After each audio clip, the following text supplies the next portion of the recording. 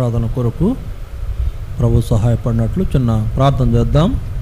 ప్రేమగల తండ్రి, పరిశుద్ధుడు అయిన దేవాని స్తోత్రాలు. ఈ సమయంలో మరో పర్యాయం నీ పిల్లలుగా నీ పాదాలు చెందుకొస్తున్నాము. మమ్మల్ని ప్రేమించి మీరు అనుగ్రహించిన ప్రభు దినాన్ని బట్టి స్తోత్రాలు. గడుచున్న కాలమందు మమ్మలను మీరు వెదకి రక్షించుకొని నీ పిల్లలుగా మమ్మల్ని చేసుకున్నందుకు వందనాలు. నీ యొక్క ఏర్పాటులోకి మా జీవితాలు తీసుకురాబడినందున స్తోత్రములు. మీ సన్నిధిని మాకు ఇచ్చారు. మీ సన్నిధిని ప్రేమించి మేము మిమ్మల్ని ఆరాధించినట్లు మాలో ప్రతి ఒక్కరిని సిద్ధపరచండి. వాక్య భాగముల ద్వారా మాతో మాట్లాడము ప్రభువా. అనేక విషయాలు మాకు తెలియపరచము.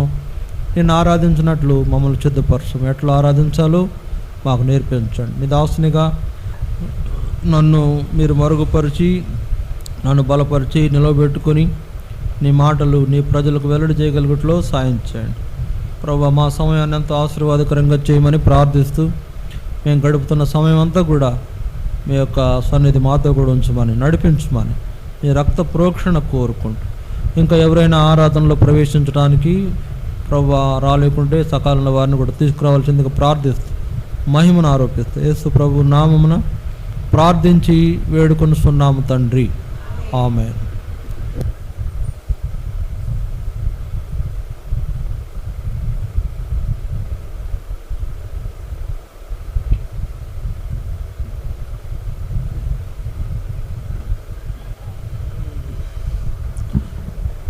దయచేసి మనం దేవుని వాక్యం విని ప్రభువును ఆరాధిస్తాం. చూడండి, యెషయా గ్రంథం 28వ అధ్యాయం. యెషయా గ్రంథం 28వ అధ్యాయం 26వ వచనం. యెషయా గ్రంథం 28వ అధ్యాయం 26వ వచనాన్ని మనం చదువుకుంటాం. యెషయా 28, 26వ వచనం, పేజీ నంబర్ 590. యెషయా గ్రంథం 28వ అధ్యాయం 26వ వచనం. అందరం కలిసి చదువుదాం. వాని దేవుడే తగిన క్రమము వానికి నేర్పి ఉన్నాడు, ఆయన వానికి ఆ పని బోధించుచున్నాడు. తర్వాత 29వ వచనం, చివరి వచనం కూడా చదువుదాం. 29వ వచనం, జనులు సైన్యములకు అధిపతియగు యెహోవా చేత దాన్ని నేర్చుకొందురు, ఆశ్చర్యమైన ఆలోచన శక్తియు అధిక బుద్ధియు అనుగ్రహించువాడు ఆయనే. కనుక దేవుడు ఈ మాటల ద్వారా మనకు సహాయం చేసి ఆరాధనలో ఎట్లా ఆరాధించాలో మనకు నేర్పించును గాక. కనుక దేవుడు మనకు నేర్పించుట అనేది చాలా ప్రాముఖ్యమైన విషయం. దేవుడు మనకు నేర్పించటం అనేది చాలా ప్రాముఖ్యం. చూడండి, మరి సృష్టిలో దేవుడు మానవుని నిర్మాణం చేసిన తర్వాత, సృష్టి యావత్తును నిర్మాణం చేసి తర్వాత మానవుడిని కూడా నిర్మాణం చేసిన దేవుడు. చివరిగా నిర్మాణం చేయబడిన వాడు మానవుడే. మానవుడిని కూడా నిర్మాణం చేసిన తర్వాత మరి మనుషునికి ఏ విధంగా జీవించాలి, ఎలా జీవించాలి, తన జీవితాన్ని ఎలాగా మరి జీవించాలి అనేటువంటి విషయాలు నేర్పించిన వాడు దేవుడే. సరే, అందువలన మనుషుణ్ణి కలుగు చేసిన తర్వాత దేవుడు మరి ఆదామును కూడా మనం గమనిస్తే, ఆదామును ఏం చేశాడు దేవుడు? ఏం చేశాడు? మంటి చేత నిర్మాణం చేసి ఆదాముకు అన్ని విషయాలు అవగాహనలోకి తీసుకొచ్చేటట్లు దేవుడు మాట్లాడాడు. అందుకనే ఆదాముతో పాటు కొంత సృష్టిని చేసిన దేవుడు అన్ని విషయాలు ఆదాముకు నేర్పించాడు. చూసారా, అన్ని విషయాలు ఆదాముకు నేర్పించాడు. చెట్లు ఉన్నాయంట, ఆ చెట్లుంటే ఆ చెట్లకు దేనికి ఏ చెట్టుకి ఏ పేరో దేవుడు ఆదాముకు నేర్పించాడు. లేకపోతే ఇంకో మాట ఏం చెప్పాలంటే, ఆదామును పిలిపించి కొన్ని జంతువులను అక్కడ చూపించాడంట. ఇగో ఈ జంతువులు ఉన్నాయి కదా, వీటన్నిటికీ పేర్లు పెట్టు అని ఆదాముకు అన్నాడంట. చూడండి, అందుకని ఆదికాండం 2వ అధ్యాయంలో ఆ మాటలు ఉన్నాయి. ఆదికాండం 2వ అధ్యాయంలో దేవుడు ఆ మాటలు రాయించాడు. ఆదికాండం 2వ అధ్యాయం 19వ వచనం. దేవుడైన యెహోవా ప్రతి భూజంతువును ప్రతి ఆకాశ పక్షిని నేల నుండి నిర్మించి ఆదాము వాటికి ఏ పేరు పుట్టునో చూసుటకు అతని యొద్దకు వాటిని రప్పించెను. జీవము గల ప్రతి దానికి ఆదాము ఏ పేరు పెట్టెనో ఆ పేరు దానికి కలిగాను. ఇక్కడ మనం గమనిస్తే భూజంతువులన్నిటినీ పక్షులన్నిటినీ ఆదాము దగ్గర పిలిచాడంట దేవుడు. పిలిచి ఆదాముకు మరి వాటన్నిటికీ పేర్లు ఏం పెడతాడో అనేది దేవుడు గమనిస్తూ ఉన్నాడు. అప్పుడు ఆదామంట ఆయన దగ్గరికి వచ్చినటువంటి వాటన్నిటికీ పేర్లు ఆయనే పెట్టాడంట. మనం చూసే సింహం ఉందనుకోండి, ఇది సింహము అని పేరు పెట్టింది ఎవరు? ఆదామే. లేకపోతే ఇది పలానా పక్షి, లేకపోతే ఏమంటారు, ఇది పావురము అని ఏ పక్షికి పెట్టిన పేరు ఇప్పుడు వరకు మనం పిలుస్తున్న పేరు ఆదాం పెట్టిందే. పావురము అనే పేరు పెట్టాడు కదా ఆదాం. ఆ తర్వాత ఆ కాలంలో ఉన్నటువంటి అనేక జంతువుల్లో డైనోసార్లు కూడా ఉన్నాయని అంటారు కదా, డైనోసార్లు ఉన్నాయి. మరి దానికి ఆ పేరు పెట్టింది ఎవరు? ఆదామే పెట్టాడు. కనుక నేనేమంటానంటే దేవుడు ఆదాముతో ముచ్చటించి ఇలా చెయ్యి, అలా చెయ్యి, ఎలా చేస్తావు, లేకపోతే ఎలా చేయొచ్చు, ఎలా చేయగలడో అని అబ్జర్వ్ చేసినాడు దేవుడు. అప్పుడు దేవుడు అబ్జర్వ్ చేసినప్పుడు ఆదాము తనకు తోచిన పేర్లు ఆ జంతువులకు పక్షులకు పెట్టే ఆ విధంగా వాటిని పిలుస్తూ వచ్చాడు. తర్వాత కొన్ని చెట్లు ఉన్నాయి, చెట్లకు కూడా పేర్లు ఇప్పుడు మనం పిలుస్తాం కదా, వేప చెట్టు, ఆ పేరు పెట్టింది ఎవరు? ఆదామే. తర్వాత కొబ్బరి చెట్టు, ఆ పేరు పెట్టింది. ఇట్లా దేవుడు మానవుడికి అన్ని విషయాలు నేర్పించాలనేది ఆయన యొక్క ఆలోచన. అన్ని విషయాలు చూడండి. ఇది ఏమిటి అని అంటే ఆదాము దగ్గరకంట హవ్వను మంటి చేత తీసుకొచ్చి ఏమన్నాడు? ఆదాము దగ్గర తీసుకొచ్చాడంట. తీసుకొస్తే ఆదాము ఏమన్నాడంట ఆమెను, ఇది నా కొరకై నిర్మాణం చేయబట్టింది కనుక నారి అనబడును. చూడండి, అందుకనే 2వ అధ్యాయం 22వ వచనం చూడండి. తర్వాత దేవుడైన యెహోవా తాను ఆదాము నుండి తీసిన పక్కటెముకను స్త్రీగా నిర్మించి ఆమెను ఆదాము వద్దకు తీసుకుని వచ్చెను. అప్పుడు ఆదాము ఇట్లా, నేను నా ఎముకలలో ఒక ఎముక, నా మాంసములో మాంసము, ఇది నరిలో నుండి తీయబడిన కనుక నారి అనబడును. చూసారా, మన యొక్క ఉనికి మరి దేవుడే మనకు తెలియపరిచాడు. ఎలాగ జీవించాలో, ఎలా ప్రవర్తించాలో, ఏ విషయాలను ఎలా పిలవాలో, మరి ఏ వస్తువులను ఎలా పిలవాలో, లేకపోతే తన కొరకై సాటి అయిన సహాయం చేయబడిన ఆ స్త్రీని ఏమని పిలవాలని దేవుడు? నారి అంటే అర్థం ఏంటి? నారి అనబడును అని అన్నాడు. అక్కడ నారి అంటే అక్కడ పేరుకు అర్థం కూడా ఉంటుంది. చూడండి, అదే ఆది కాండంలో మరి నారి అనబడును అని అన్నాడు కదా. నరుని నుండి తీయబడును గనక నారి అనబడును. నా ఎముకల్లో ఒక ఎముక, నా మాంసములో మాంసము, ఇది నరునిలో నుండి తీయబడును కనుక నారి అనబడును.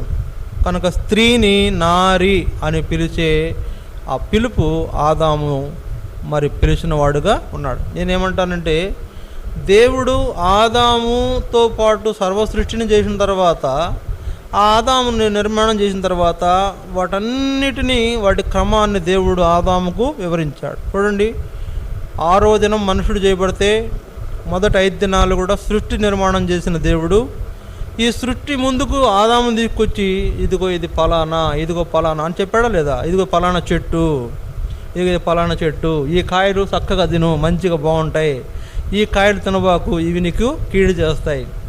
సరే, అందువలన రకరకాల వృక్షాలు ఉన్నాయి, రకరకాల ఫలాలు ఉన్నాయి. చూడండి, యాపిల్ తినగలిగిందే, తినొచ్చు, కానీ గన్నేరుకాయ తినలేం కదా. గన్నేరుకాయ ఉంటుంది కదా, గన్నేరుకాయ తింటే ఏమైపోతాడు? మనిషి చచ్చిపోతాడు.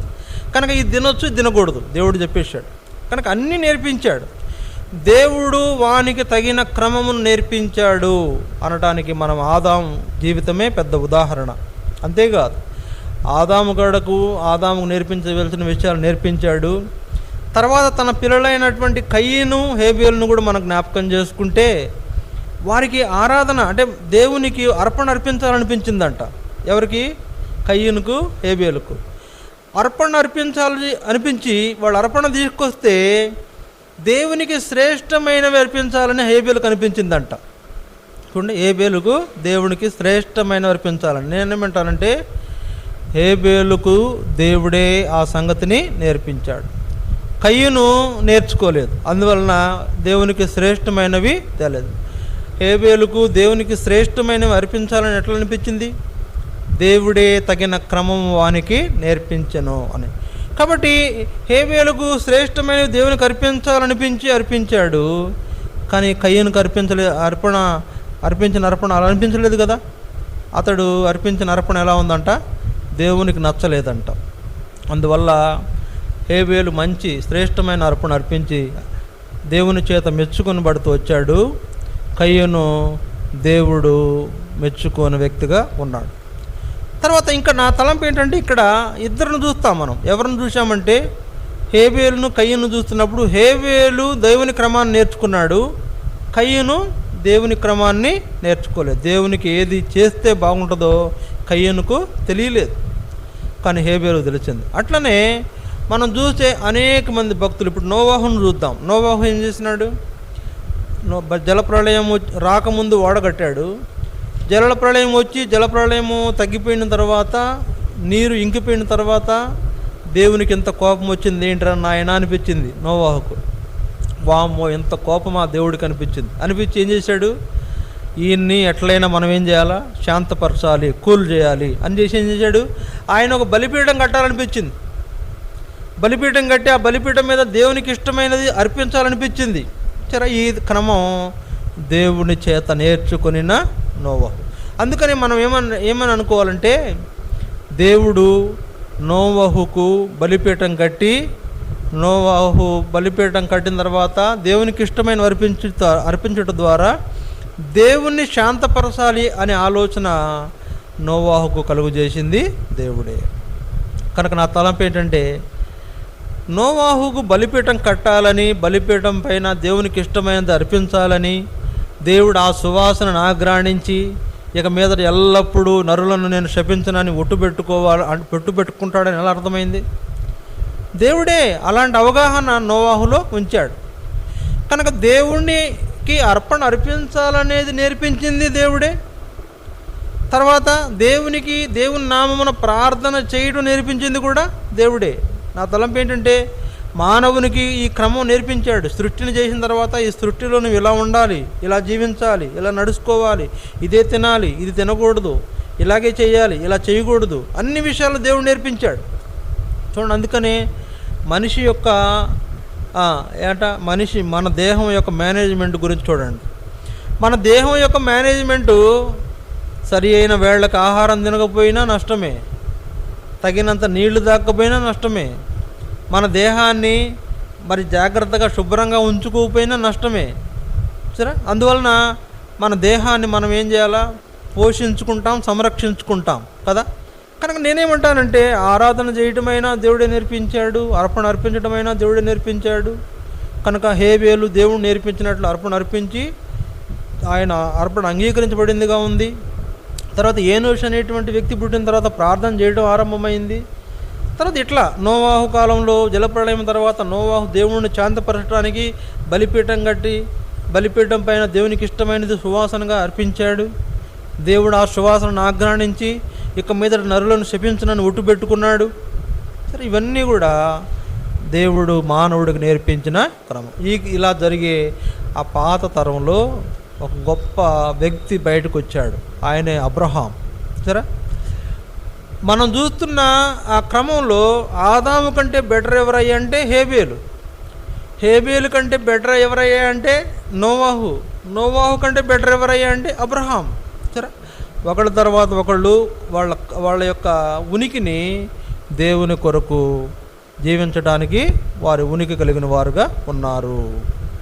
ఆ తర్వాత కాలంలో మనం చూస్తే మరి ఇంకా మెరుగైనటువంటి లక్షణాలు కలిగిన వ్యక్తిని మనకు దేవుడు మన ముందుకు తీసుకొచ్చాడు, ఆయనే అబ్రహాం. చూడండి, అబ్రహాముకు దేవుడు నేర్పించడానికి ముందు అబ్రహాం ఎవరు? అసలు అబ్రహాం ఎవరు? ఆయన ఒక కల్దీయుల దేశస్థుడు. లేకపోతే ఒక అన్యుల కుటుంబంలో పుట్టినవాడు, విగ్రహారాధన చేసేటువంటి వాళ్ళ కుటుంబంలో పుట్టినవాడు. విగ్రహారాధనలో పుట్టినటువంటి అబ్రహామును దేవుడు ఏం చేశాడు? పిలిచాడు. పిలిచి ఏం చెప్పాడు? నేను చెప్పినట్లు చెయ్యి అన్నాడు.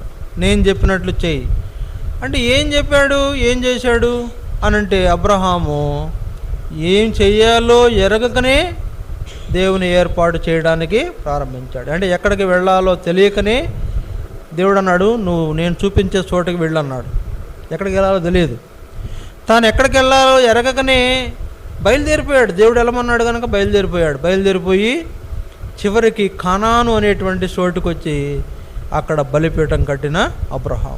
చూడండి, దేవుడు నాకు తెలిసి ప్రతి వ్యక్తికి, సృష్టిలో ఉన్న ప్రతి వ్యక్తికి ఏం చేయాలో, ఎలా జీవించాలో దేవుడు నేర్పిస్తాడు. నేర్చుకున్న వాళ్ళందరూ ధన్యులయ్యారు, నేర్చుకోని వాళ్ళందరూ పనికిమాలిన వాళ్ళు అయ్యారు. సరే, నేర్చుకున్న వాళ్ళందరూ ధన్యులయ్యారు. ఇప్పుడు మనం చూస్తాం, హేబేలు కయ్యను చూడండి. హేబేలు ధన్యుడైపోయినాడు, కయ్యను పనికిమాలినోడు అయిపోయినాడు. సరే, అందువల్ల మనం చూస్తున్నప్పుడు ఈ క్రమం నేర్పించే విషయంలో, లేకపోతే ఎలా జరిగించాలి, ఏమేమి చేయాలి దేవుని కొరకు నేర్పించే విషయంలో అబ్రహామును సెలెక్ట్ చేసుకున్న దేవుడు అబ్రహామును పిలవంగానే లోబడ్డాడు. అది సంగతి. అబ్రహామును పిలవంగానే లోబడ్డాడు. లోబడి ఏమన్నాడు? చిత్తము అని ఆయన దేవుని మాటకు లోబడి ప్రయాణం అయిపోయాడు. ఎక్కడికి వెళ్ళాలో తెలియదు, ప్రయాణం అయిపోయాడు. సరే, దేవుడు ఆయనకి ఇచ్చిన జ్ఞానం కొలది ఆయన ఎటు వెళ్ళాలనుకుంటే అటు నడుచుకుంటూ పోయిన తర్వాత చివరికి ఒక చోటుకు వచ్చి కనాన్లో బలిపీఠం కట్టాడు.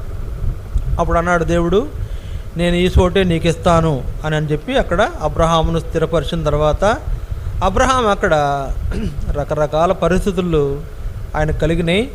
అయినా కూడా కనానులో అతను స్థిరపడి అక్కడ చివరికి గుడారం వేశాడు. అబ్రహాం ఎక్కడ? కనానులో గుడారం వేశాడు. గుడారం వేసిన తర్వాత బలిపీఠం కట్టిన తర్వాత అబ్రహామును క్రమక్రమంగా దేవుడు ఆశీర్వదిస్తూ వచ్చాడు.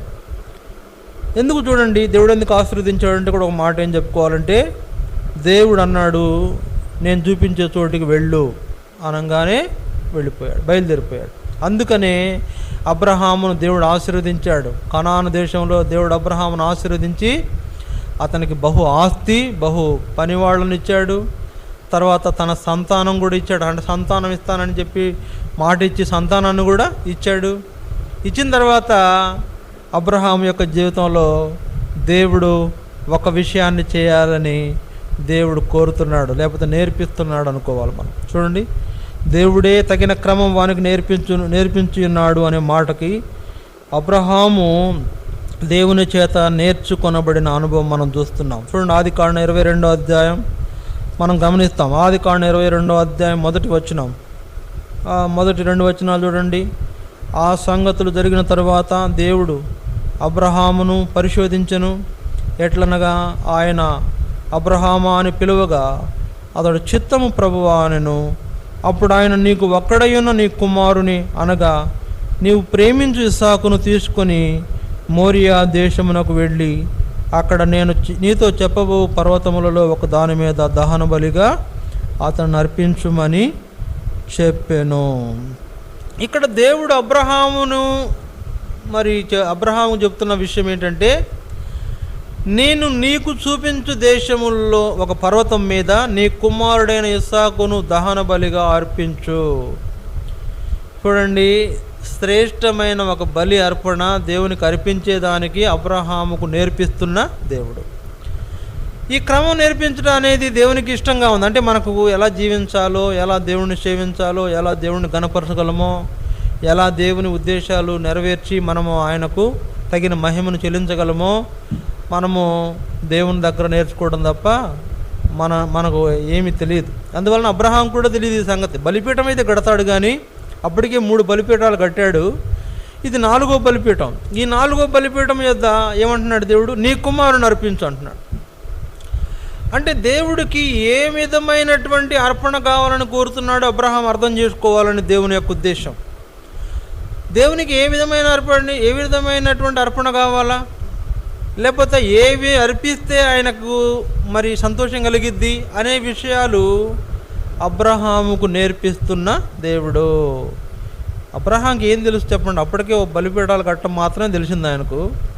కానీ బలిపీఠం మాత్రమే కట్టాడు, 3 బలిపీఠాలు కట్టాడు. ఒకటేమో దేవుని ప్రత్యక్షత కొరకు కట్టాడు, ఇంకొకటేమో ప్రార్థన చేసుకోవడానికి కట్టాడు, 3వదేమో మొక్కడానికి కట్టాడు, ఇప్పుడు 4వది అర్పించడానికి కట్టాడు. అర్పించడానికి కట్టిన బలిపీఠమే తన కుమారుని పడుకోబెట్టి అర్పించాల్సిన సందర్భము దేవుడు నేర్పిస్తున్నాడు. నీ కుమారుని నాకు అర్పించు.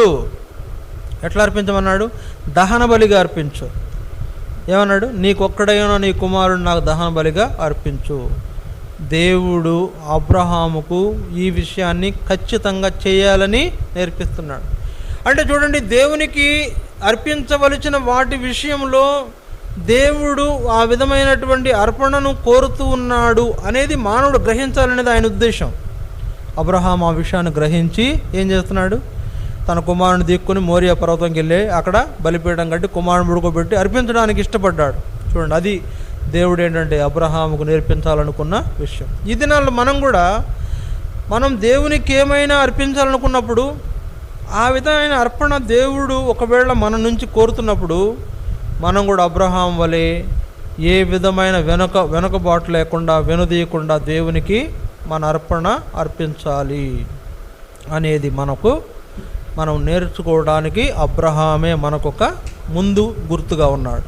చూడండి, అబ్రహాం అలాంటి అర్పణ అర్పించడం అనేది ఈ దినాల్లో మరి మనకు కూడా అది తెలిసిందిగా ఉంది. దాని గురించి మనకు కూడా అవగాహన కలగాలనేది దేవుని యొక్క రాబో తరముల వారికి కూడా ఈ సంగతి తెలియాలి అనేది దేవుని ఆలోచన. అందువల్ల అబ్రహాముకు దేవుడు నిర్ణయించిన ఆ విషయం అబ్రహాము జరిగించి దేవుడు చెప్పినట్లుగా తన కుమారుని నడిపించడానికి తీసుకెళ్ళిన అనుభవము దేవుడు నేర్పించిన క్రమం. చూడండి, ఆ తర్వాత మనం అబ్రహామును చూస్తే మరి తన యొక్క పరిస్థితులన్నీ కూడా దేవుడు ఎంతో మెరుగుపరిచాడు, ఇంకా మెరుగుపరిచాడు. అప్పటికే చాలా ఆశీర్వదించాడు. ఆ తర్వాత అబ్రహాము యొక్క సంతతి వారిని దేవుడు గొప్పగా ఆశీర్వదించిన వాడుగా ఉన్నాడు. కనుక దేవుడు నేర్పించిన క్రమాన్ని జరిగించిన వాళ్ళని దేవుడు అలాగే ఆశీర్వదిస్తాడు. సరే, దేవుడు నేర్పించిన క్రమాన్ని జరిగించేవారు కొందరు జరిగించలేదని మరి వాళ్ళని దేవుడు ఏం చేయాలా? మరి వాళ్ళని ఆశీర్వదించలేకపోయినాడు. ఎవరైతే ఆయన నేర్పించిన దాన్ని జరిగించారో వాళ్ళని ఆశీర్వదించిన దేవుడు. అందుకనే ఆదికాండం 22వ అధ్యాయంలో 18వ వచనంలో ఒక మాట ఉంది చూడండి. ఆదికాండం 22:18, మరియు నీవు నా మాట వినందున భూలోకములోని జనములన్నీ నీ సంతానం వలన ఆశీర్వదించబడును అని అబ్రహాముతో దేవుడు చెప్తున్నాడు. చూసారా, నీవు నా మాట వినందున భూలోకములోని జనములన్నీ నీ సంతానం వలన ఆశీర్వదించబడు. చూడండి, దేవుడు అంటున్నాడు, నీవు నా మాట విన్నావు, నేను చెప్పినట్లు చేస్తున్నావు. అంటే దేవుడు నేర్పించినది నేర్చుకుని జరిగిస్తున్న అబ్రహామును దేవుడు మెచ్చుకుంటున్నాడు. కనుక మనం కూడా ఈ రోజుల్లో అర్పించుట అంటే దేవునికి అర్పించుట అనేది మనం కూడా జరిగించినప్పుడు దేవుడు మనల్ని కూడా ఆశీర్వదించేవాడుగా ఉంటాడు. కనుక అందుకే నేను చెప్పినది నీవు చేశావు అనేది అబ్రహాముతో దేవుడు అంటున్న మాట.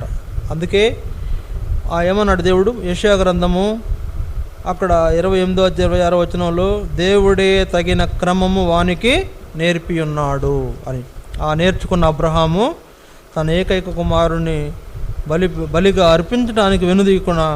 అర్పించడానికి ఇష్టపడిన కారణం చేత దేవుడు అబ్రహామును ఆశీర్వదించినట్లు మనం చూస్తున్నాం. ఇది మొదటిది. రెండవది చూడండి, నిర్గమాకాండం 3వ అధ్యాయము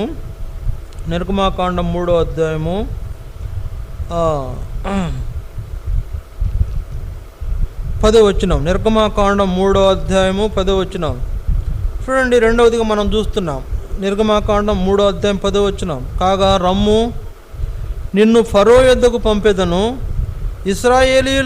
ఇశ్రాయేలీయులైన నా ప్రజలను నీవు ఐగుప్తులో నుండి తోడుకొని పోవలెను అని. రెండవదిగా మనం చూస్తున్న వ్యక్తి ఎవరంట? మోషే. ఎవరి వ్యక్తి? మోషే అనేటువంటి ఈ వ్యక్తిని దేవుడు ఏం చేస్తున్నాడు? నువ్వు రమ్ము, నిన్ను ఫరో యొద్దకు పంపెదను. ఇశ్రాయేలీయులైన నా ప్రజలను నీవు ఐగుప్తులో నుండి తోడుకొని పోవలెను.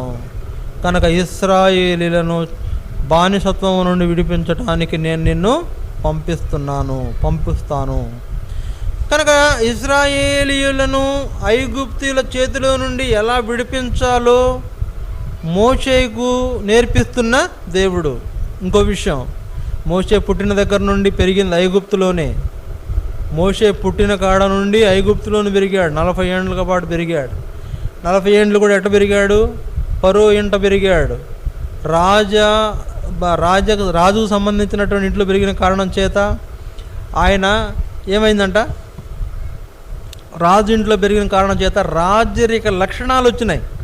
ఎవరికి? మోషేకి. రాజ్య పరిపాలన గురించిన రూల్స్, రెగ్యులేషన్స్ తెలిసినాయి. అంటే రాజ్యమును గురించినటువంటి చట్టాలు ఏమిటో బాగా తెలిసినవాడు. ఆ విధంగా పెరిగాడు. తర్వాత అక్కడ నుంచి పారిపోయి మిద్యానికి వచ్చి అక్కడ 40 ఏళ్ళు పెరిగాడు. ఆ 40 ఏళ్ళలో పెండ్లి కూడా చేసుకున్నాడు.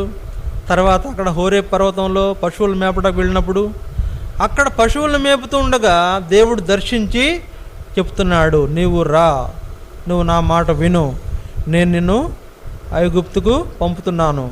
అక్కడ నీవు ఇశ్రాయేలీయులను వారి బానిసత్వంలో నుంచి విడిపించి వెలుపటకు తీసుకురావాలి అని మోషేకి ఎలాగ తీసుకురావాలో కూడా నేర్పించాడు దేవుడు. ఇప్పుడు మనం చదివేది కొంచెం టైం పడుతుంది కాబట్టి నేను చదవట్లేదులే, కానీ ఎలా తీసుకురాగలని అడిగాడు మోషే. ప్రభువా తండ్రి, నేను ఎలా తీసుకురాగలనయ్యా అని అడిగాడు. అడిగితే నేను పలానా సూచక్రియలు చేసే అవకాశం నీకు కలుగజేస్తాను, నీకు సూచక్రియలు చేస్తాను అని ఆయనకు సూచక్రియలు అంటే ఒక చేతి కర్ర ఇచ్చాడు. ఆ చేతి కర్రని ఏం చేశాడు? ఒక అద్భుతమైన ఆయుధంగా దేవుడు చేశాడు. ఆ చేతి కర్ర పట్టుకున్న మోషేతో దేవుడు అన్నాడు, నీ చేతిలో ఏముందంటే కర్ర, ఈ కర్రతోనే నువ్వు ఇశ్రాయేలు ప్రజలను విడిపిస్తావు. అంతే. ఆ కర్ర పట్టుకుని అద్భుతాలు చేసి ఇశ్రాయేలు ప్రజలను వెలుపటికి తీసుకొచ్చిన మోషే. చూడండి, ఆ కర్ర ఇశ్రాయేలు ప్రజల విడుదలకు కారణంగా దేవుడు మోషేకి అనుగ్రహించాడు. మోషే చేతి కర్రే అయినా కూడా ఆ కర్రను దేవుడు ఏం చేశాడు? మోషేకి ఒక గొప్ప ఆయుధంగా దాన్ని మార్చి మోషే చేతిలో పెట్టిన తర్వాత ఆ కర్రతో మోషే ఎన్ని కార్యాలు చేశాడని. సరే, ఆయన ఎన్ని కార్యాలు చేశాడు? ఆ కర్రను ఉపయోగిస్తే ఆ కర్రను ఐగుప్తు ఫరో ముందు పడేస్తే అది పాము అయింది. సరే, వాళ్ళు కూడా మంత్రం చేత పాములు చేసి ఆ కర్ర ముందు ఉంచారంట. ముంచితే ఈ కర్ర ఆ 2 పాములను మింగేసిందంట. అంటే వేరే మంత్రజ్ఞులు చేసినవి కూడా నిలబడకుండా వాటిని కూడా మింగి వేసే అంత పవర్ఫుల్ అయినటువంటి కర్ర. అంతేకాదు, అదే కర్రను పట్టుకుని ఆయన చాలా ఆ కర్ర చూపించి ఆయన చెప్పినప్పుడు ఆకాశంలో నుంచి అగ్ని కురిసింది. ఆ కర్ర చూపించి మాట్లాడినప్పుడు అక్కడ అనేకమైనటువంటి ఆ యొక్క ఈగలు కానీ పేళ్ళు కానీ లేకపోతే రకరకాలైనటువంటి తెగుళ్ళు వచ్చినాయి. ఆ కర్ర చూపించి మోషే చెప్పాడంట. అప్పుడు అవన్నీ ఐగుప్తును నాశనం చేసినాయి. 10 తెగుళ్ళు నాశనం అవడానికి ఉపయోగించింది ఆ కర్రే. తర్వాత వాళ్ళని అక్కడి నుంచి తీసుకొచ్చి ఎర్ర సముద్రం వాళ్ళకి ఎదురైనప్పుడు ఎర్ర సముద్రాన్ని పాయలు చేసింది కూడా ఆ కర్రే.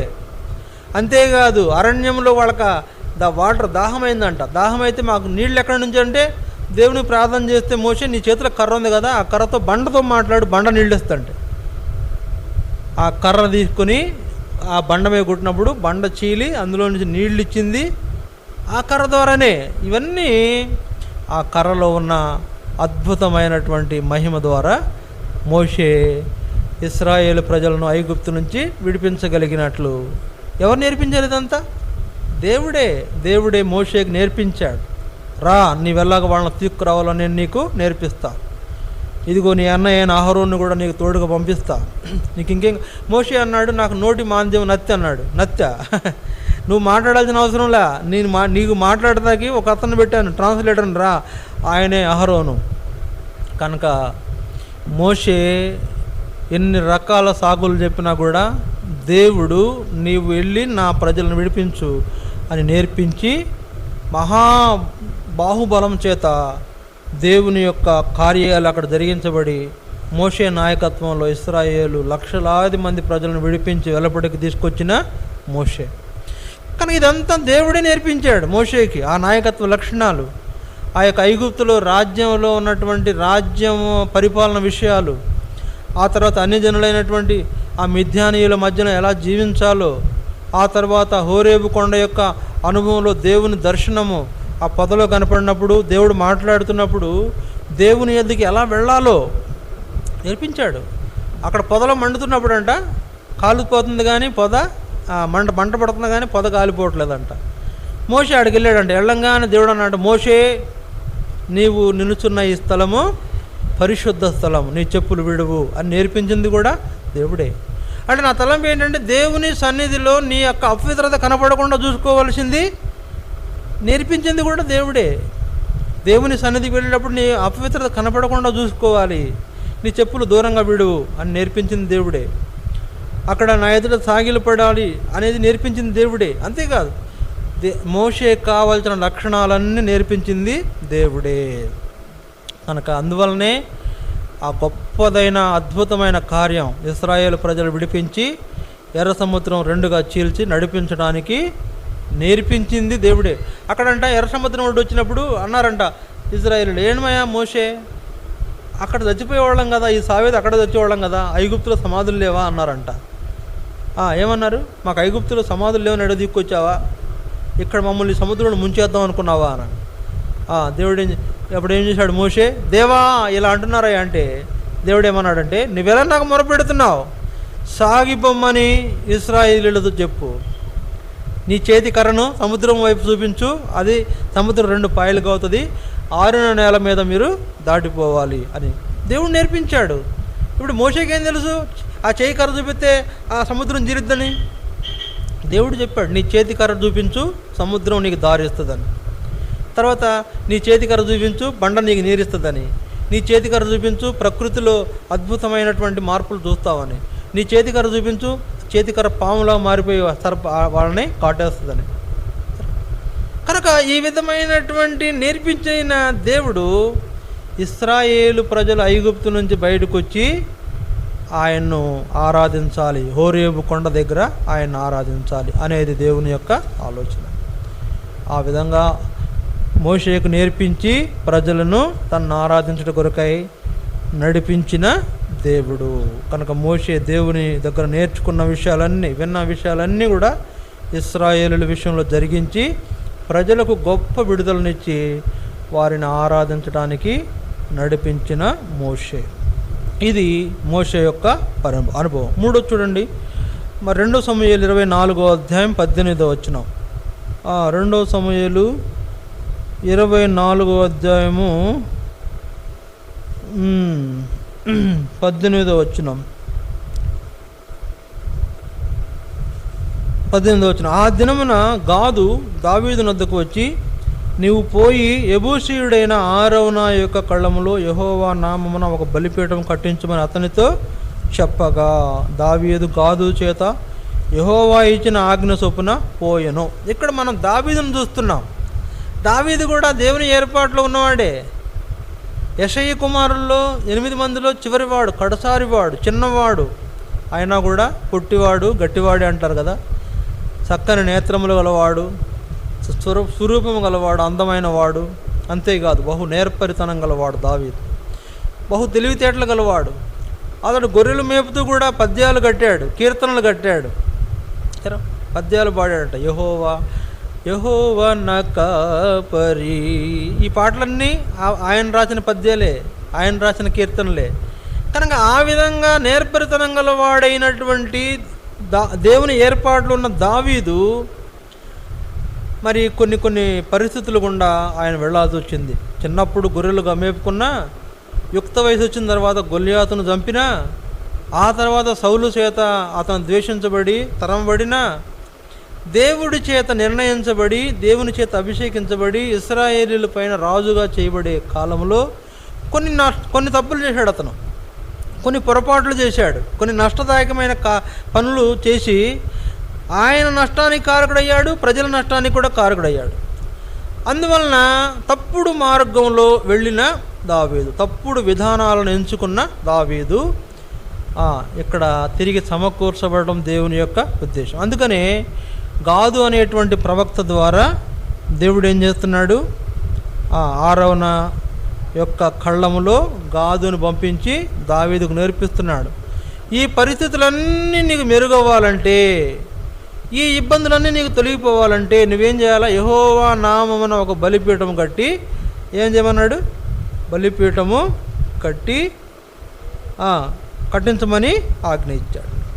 అప్పుడు ఏం చేసినాడు దావీదు? ఆరవన కళ్ళం దగ్గరికి పోయి అక్కడ స్థలం కొని, అక్కడ కట్టెలు కొని, అక్కడ ఒక బలిపీఠం కట్టి ఆ కట్టెల పైన బలిని అర్పించిన దావీదు. ఇక్కడ నా తలంపు ఏంటంటే, ఒరే నాయన, ఇన్ని కష్టాలు ఫేస్ చేస్తున్నావు, నువ్వు ఇన్ని ఇబ్బందులు పడుతున్నావు, ఇవన్నీ పరిష్కారం అవ్వాలంటే నువ్వు బలిపీఠం కట్టాలి, బలిపీఠం కట్టాలి, బలి అర్పణ చేయాలి. కనుక ఆ విధంగా బలి అర్పణ చేయాలి. చేసిన తర్వాతనే దావీదు పరిస్థితులన్నీ కూడా ఏమైనాయంట? బాగుపడినాయి. అందుకని చూడండి 25వ వచనం, అక్కడ దావీదు యెహోవా నామమున ఒక బలిపీఠం కట్టించి దహన బలులను సమాధాన బలులను అర్పించెను. యెహోవా దేశము కొరకు చేయబడిన విజ్ఞాపనలను ఆలకింపగా ఆ తెగులు ఆగి ఇశ్రాయేలులను విడిచి పోయాను. కనుక కొన్ని నష్టదాయకమైన పరిస్థితులు సంభవించినప్పుడు బలిపీఠం కట్టబడాలి. బలిపీఠం ఆ బలిపీఠం కట్టిన తర్వాతే దావీదుతో కూడిన ఇశ్రాయేలు ప్రజలకున్న తెగుళ్ళన్నీ కూడా తొలగిపోయినాయి అని వాడు. కాబట్టి ఎన్ని కష్టాలు ఎదురైనా, ఎన్ని నష్టాలు వచ్చినా దేవునికి ఒక బలిపీఠం కడితే అవన్నీ తొలగిపోతాయి అని యెహోవా చేత ఆజ్ఞాపించబడిన దావీదు. కనుక దేవుడే నేర్పించాడు. మన కష్టాలు తొలగాలన్నా, మన ఇబ్బందులు తొలగాలన్నా, మనకేదో కొన్ని రిస్కులు ఉన్నాయి, ఆ రిస్కులు తొలగిపోవాలన్నా దేవునికి బలిపీఠం కట్టి అర్పణ అర్పిస్తే అది సమస్య పోతుంది, తొలగిపోతుంది అనేటువంటిది నేర్పించిన దావీదు అలా జరిగించుట చేత ఆ ఇశ్రాయేలు మీదకి వచ్చిన తెగుళ్ళన్నీ కూడా నిలిచిపోయినవిగా ఉన్నాయి. అందువలన ఎన్ని పరిస్థితులు వచ్చినా కూడా ఎన్ని రకాలైన ఇబ్బందులు ఫేస్ చేస్తుంటాం. అది ఆరోగ్య సమస్య కావచ్చు, ఆర్థికమైన అప్పుల బాధలు కావచ్చు, తిప్పలు కావచ్చు, లేకపోతే కొన్ని చిక్కులు చికాకులు కావచ్చు. వీటన్నిటి నుంచి మనము కాపాడబడాలంటే దేవునికి బలిపీఠం కట్టి అర్పణ అర్పించే అనుభవం మనకు ఉండాలి. అప్పుడే ఆ సమస్యలు తొలగిపోతాయి. ఇది నేర్పించింది కూడా దేవుడే దావీదుకు నేర్పించాడు. గాదును పంపించి చెప్పించాడు.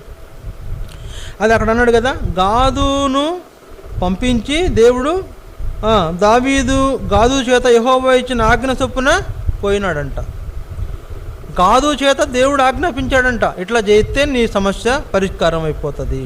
కనుక అట్లా ఆ విధంగా దావీదు జీవితంలో తనకు వచ్చిన ఇబ్బందులన్నీ తొలగిపోవడానికి బలిపీఠం కట్టి అర్పణ అర్పించే అనుభవంలో దావీదు నేర్చుకున్నాడు. అలా చేసినప్పుడు అతని శ్రమలన్నీ కూడా తొలగిపోయినవిగా ఉన్నాయి. ఇది దావీదు యొక్క అనుభవం. దేవుడు నేర్పించినట్లు నేర్చుకుని ఆ విధంగా చేయటం ద్వారా ఆ తర్వాత కాలంలో దావీదుకు తిరుగు లేకుండానే పెద్ద మహారాజుగా అతను చెల్లమణి అయినాడు. అట్లా మనం కూడా దేవుడు నేర్పించినట్లు చేసి నేర్చుకుని ఆ విధమైన రీతిలో దేవునికి బలిపీఠం కట్టి అర్పణ అర్పిస్తే మనం కూడా అంగీకరించబడతాం. దేవుడు నేర్పించింది జరిగించబడితే మన యొక్క అర్పణ అర్పించి దేవుణ్ణి మనం ప్రసన్నము చేసుకోగలుగుతాం. ఇది దావీదు యొక్క అనుభవం.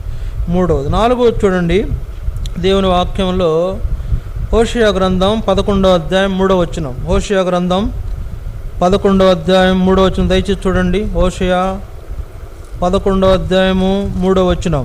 ఆ మాట చూడండి. హోషేయ 11:3, ఎఫ్రాయిమును చెయ్యి పట్టుకుని వానికి నడక నేర్పిన వాడను నేనే. చూసారా, ఇక్కడ మాట గమనించండి. ఎఫ్రాయిమును చెయ్యి పట్టుకుని వానికి నడక నేర్పిన వాడను నేనే. ఎవరన్నారు ఈ మాట? దేవుడు అంటున్నాడు. నువ్వు ఎట్లా నడవాలో నేర్పించాడు, నీ చెయ్యి పట్టుకుని నడవడం నేర్పించాడు. నీ నడకలో తప్పుడు మార్గం ఉంటుందేమో, మంచి మార్గంలో నడిపించడానికి దేవుడు నీ చెయ్యి పట్టుకున్నాడు. ఒకవేళ నువ్వు దారి తొలగిపోతావేమో అని నీ చెయ్యి పట్టుకుని దేవుని ఏర్పాట్లో నడిపించిన దేవుడు, దేవుని ఆలయానికి నడిపించిన దేవుడు. ఈ రోజుల్లో అనేక మంది వారు నడిచిన నడక తప్పుడు నడకగా ఉంది, దేవునికి విరోధంగా నడిచేవారు ఉంటున్నారు. అందువలన వారికి దేవుడు నేర్పించింది నేర్చుకోలేని వారు ఉంటున్నారు. అందువలన మనమైతే అట్లా కాదు. మనకు చెయ్యి పట్టుకొని నడక నేర్పించిన అనుభవం మన జీవితంలో మనం చూస్తున్నాం. ఎఫ్రాయిం అంటే ఇశ్రాయేలు సంతతిలో అదొక గోత్రం.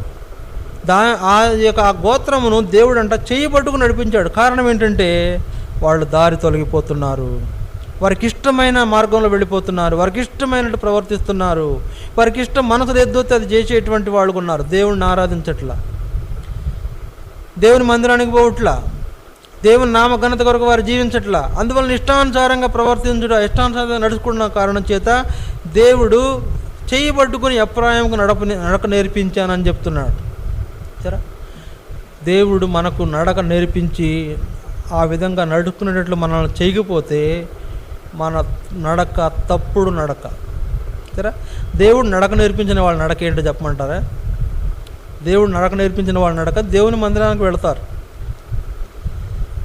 దేవుని మందిరానికి వెళతారు, దేవుని దగ్గరకు వెళతారు, దేవుని ఏర్పాట్లో వెళతారు. చూసారా, దేవుడు నడక నేర్పించిన వాళ్ళకుండే నడక ఎలాంటిదంటే వారి పాదాలు దేవుని మందిరానికి నడుస్తాయి, వారి పాదాలు దేవుని వైపు నడుస్తాయి, వారి పాదాలు దేవుని కొరకు నడుస్తాయి. అలా లేకపోతే ఆ చేయి పట్టుకోపోతే దేవుడు మనం ఎట్లా పడితే అట్లా నడిచే వాళ్ళం ఉంటాం, లోకంలో భయంకరమైన నష్టాలకు కారణమైపోతాం.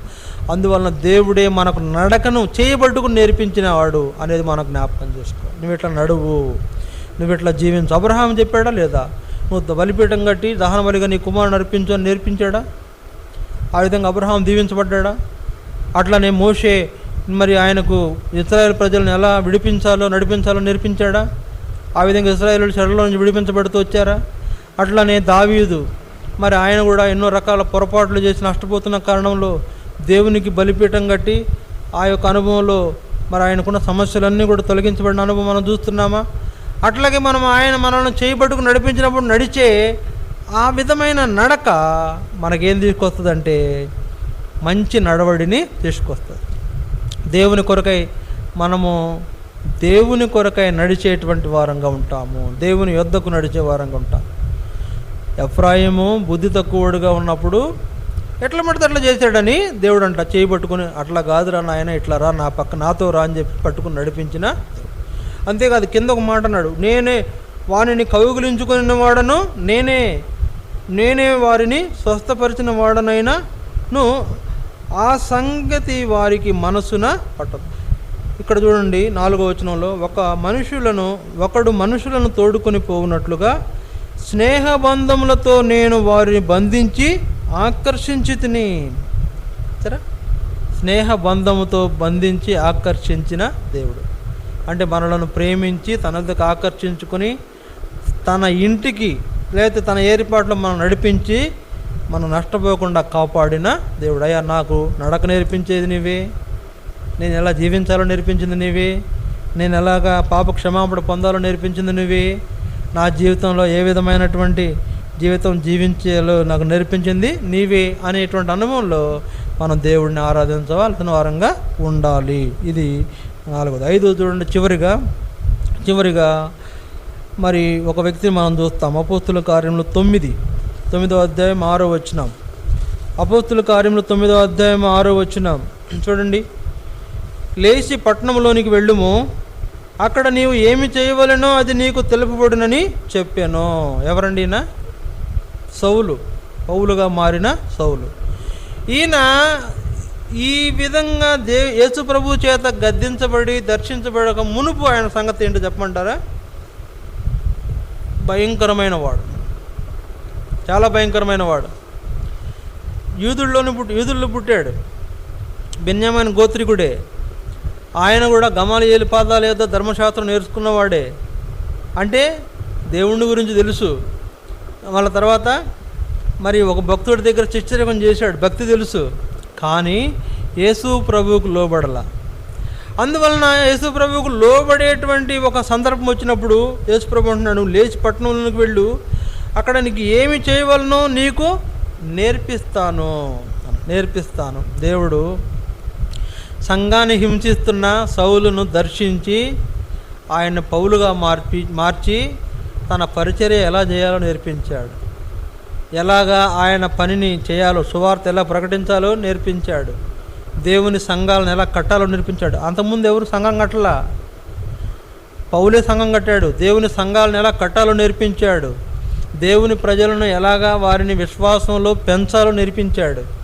దేవుని ప్రజలకు మరి రక్షణ గురించి ఎట్లా అవగాహన కలిగించాలో నేర్పించాడు. రక్షణ గురించి ఇతను చెప్పినట్టు ఇంకెవరు చెప్పాల. అంటే పౌలు చేసిన రక్షణ సువార్త ఇంకెవరు చేయలేదని చెప్పవచ్చు ఇప్పటి వరకు కూడా. ఎందుకంటే 4 ఖండాలకు ఆయన ద్వారా సువార్త వెళ్ళింది. 4 సువార్త దండయాత్రలు చేశాడు. 4 ఖండాల సువార్త తీసుకెళ్ళాడు. మామూలు విషయం కాదు. కాలినడకనే వెళ్ళాడు. కనుక దేవుని పని చేయకుండా జులాయిగా తిరిగే ఈ సౌలుని పౌలుగా మార్చి దేవుని పని ఎలా చేయాలో నేర్పించి ఆయన పనిని జరిగించుకున్న యేసు ప్రభువు. కనుక దేవుడే ఈ క్రమాన్ని పౌలుకు నేర్పించాడు. క్రమం లేనివాడు ఇప్పుడు క్రమంలో ఉన్నాడు. అబ్రహాం కూడా ఒక దైవికమైన క్రమం తెలియలా, కానీ దైవికమైన క్రమం మీద దేవుడు నేర్పించాడు.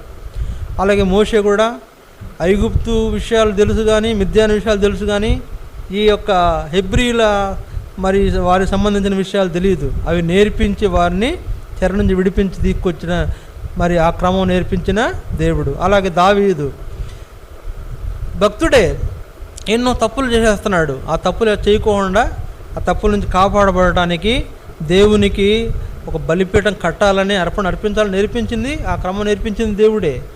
అలాగే మనం చూస్తున్నాం ఎఫ్రాయిము అంటే ఇశ్రాయేలు సంతతిలో ఒక జాతి, ఒక గోత్రం వాళ్ళను కూడా దేవుడు తప్పుడు మార్గంలో వెళుతుంటే వాడికి కూడా మంచి మార్గంలో నడిపించి క్రమం నేర్పించింది దేవుడే. ఇక్కడ మనం చూస్తున్న ఈ యొక్క సౌలును పౌలుగా మార్చి దేవుని పని చేయని వాడిని దేవుని పని చేయడం నేర్పించింది దేవుడే. తగిన క్రమము వానికి నేర్పించి ఉన్నది దేవుడే. అంతేకాదు ఈ దినాల్లో మనం ప్రతి ఆదివారం ఆరాధనకు వచ్చి ఆరాధనలో ఆరాధించడం నేర్పించింది దేవుడే నేర్పించాడు. ఇవన్నీ మనకు దేవుడే వానికి తగిన క్రమం నేర్పించాడు. ఎలా ప్రవర్తించాలో నేర్పించింది దేవుడే, ఎలా ఆరాధించాలో నేర్పించింది కూడా దేవుడే, ఎలాగ మనం దేవుని మందిరానికి వెళ్ళాలి, ఎలా దేవుని కొరకు జీవించాలని నేర్పించింది కూడా దేవుడే. ఇవన్నీ దేవుడు నేర్పించిన క్రమాలు. ఈ విధంగా మనం రక్షించబడి యేసు ప్రభు చిలువ రక్తంలో మన పాపాలు కడగబడి మనం ఆయన ఆరాధించాలని నేర్పించింది కూడా దేవుడే. కనుక అందువలన దేవుడు మనం నేర్పించిన ఈ విషయాలన్నీ కూడా ఆయనకు ఘనత చెల్లించేటువంటివిగా మనం మార్చి, ప్రభువా నేను జీవించడం నేర్పించింది నీవే, నేను విశ్వాసం ఎలా జీవించాలో నేర్పించింది నీవే, నేను రక్షించబడ్డ తర్వాత ఎలా నిన్ను ఆరాధించాలో నేర్పించింది నీవే అని మనం దేవుణ్ణి ఆరాధిస్తాం. ఈ వాక్యాన్ని ఆధారం చేసుకుందాం. ఒకరి తర్వాత ఒకరు మనం ప్రభువును ఆరాధిస్తాం. దయచేసి ఆరాధించండి, ఒకరి తర్వాత ఒకరు ఆరాధించండి.